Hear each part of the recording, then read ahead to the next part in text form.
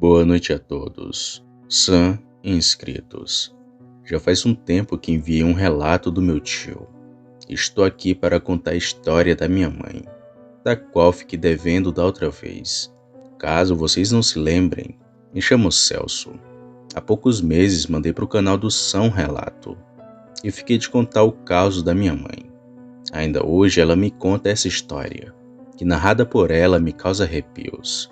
Mas creio que narrado pelo Sam ficará ainda mais assustador.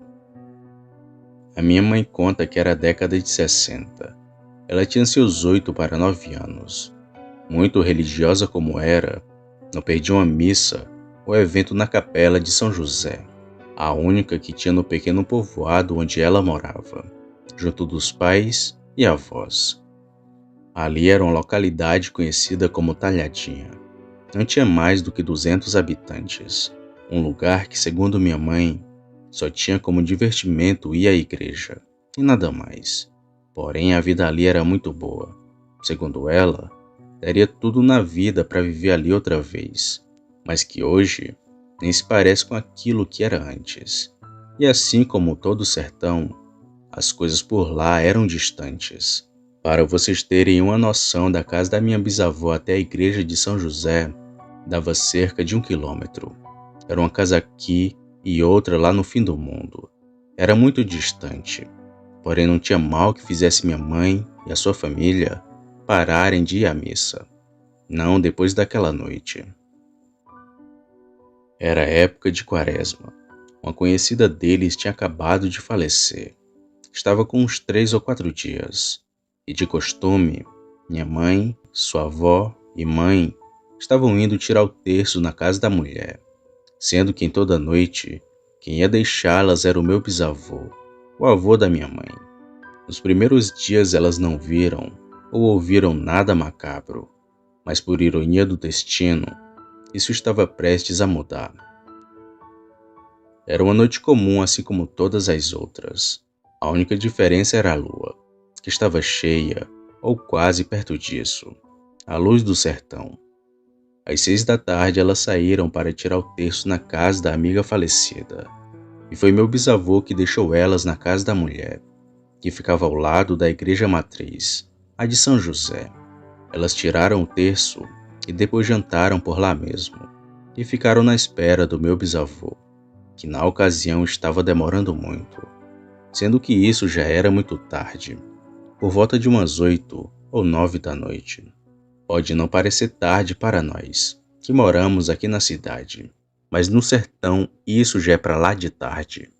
Minha bisavó inquieta e já querendo ir para casa, andaria por cerca de meia hora, mas não ficaria ali na casa da falecida, pois achava ela que estava incomodando. Então as 3 foram andando por aquela estrada escura, iluminada apenas pela luz da lua. Elas iam descontraídas e conversando. A minha mãe disse que foi do nada, quando elas começaram a ver uma coisa de longe se aproximando. Acharam até que fosse o meu bisavô, mas quando aquilo se aproximou, perceberam que era o cão que estava diante delas, um ser escuro e muito bizarro, que corria meio que cachingando, e se aproximava numa velocidade descomunal. Foi questão de instantes. As 3 se encolheram do lado da estrada, quando o bicho passou, parou e olhou para elas. Então puxou minha mãe pela perna e já ia carregar. Teria tido êxito se não fosse pela forte oração da minha bisavó, que num tom forte e sem demonstrar medo, falou assim: Credo, credo, credo em cruz, na minha frente está Jesus. Credo, credo, credo em cruz, na minha frente está Jesus. Minha mãe conta que sua avó repetiu isso ao menos umas 4 vezes, e o bicho que estava a poucos metros delas começou a urrar. Ora berrava feito bicho, e ora berrava feito um homem. Aquilo pulava, rolava e jogava terra pro alto, enfurecido e descontrolado. Até que depois de uns instantes, o bicho parou, olhou bem para minha mãe que estava no chão, e logo depois para minha bisavó, que estava a cerca de uns 5 ou 6 metros daquela criatura. E então o bicho se pôs a correr outra vez, se embrenhando na mata que tinha ao lado. e logo depois sumiu. Após o encontro macabro, a minha mãe se levantou e correu no rumo de sua avó, e juntas elas seguiram para casa, mas com um olho na estrada e outro na mata que tinha ao lado, a mesma que a besta fera havia entrado. Ao chegar em casa, elas notaram que o meu bisavô não se encontrava, e segundo contado pelo meu tio, ele tinha saído para jogar baralho na casa de um conhecido, tendo voltado para casa horas depois.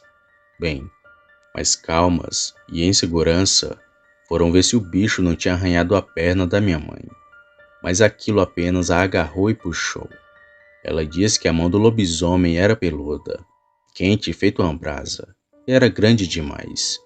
Minha bisavó então disse para minha mãe que aquilo era um lobisomem, e que não entendia o porquê dele ter a atacado, pois a mesma já era batizada, temia os castigos do divino e não perdia um domingo de missa. Mas mesmo assim ainda foi atacada pelo ser. Dizia ela que a oração servia não só para afugentar o lobisomem, mas também para todo o mal que chegasse para atacá-la. Bom, desde então, minha mãe e sua família tiveram um segundo motivo para temer as noites. Elas nunca mais saíram sozinhas quando já estava escuro. Sempre estavam acompanhadas de um homem ou em um grupo grande de pessoas. Mas graças a Deus que aquela foi a única coisa que lhe aconteceu. E depois disso nada mais lhe assombrou.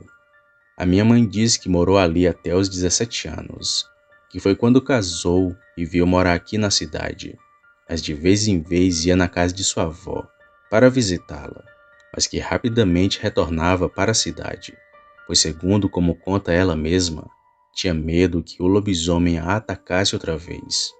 Obrigado, Sam, pela narração. É imenso prazer compartilhar essas histórias e também ouvi-las. Sei que os inscritos vão gostar. Boa noite.